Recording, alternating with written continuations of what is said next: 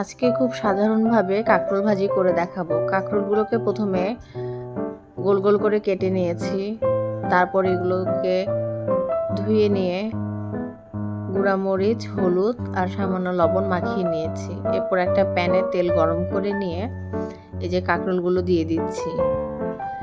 এক পাশ খুব ভালোভাবে ভাজা হয়ে গেলে আরেক পাশে উল্টে দিব। সুন্দরভাবে সাজিয়ে দিচ্ছি, তারপর হচ্ছে ঢাকনা দিয়ে দিতে হবে, তাহলে এগুলো তাড়াতাড়ি সিদ্ধ হবে।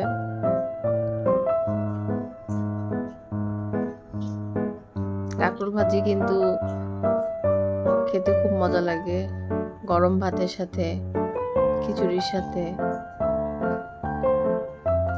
এক পাশটা হয়ে এসেছে, এখন আমি আরেক পাশটা উল্টিয়ে দিচ্ছি। বেশি সময় লাগে না কাঁকরোল ভাজি হতে, খুব বেশি 15 মিনিট, 10 থেকে 15 মিনিটের মধ্যেই হয়ে যায়। চুলার হিটটা মিডিয়াম লোতে রাখলেই ভালো। এই যে হয়ে গিয়েছে।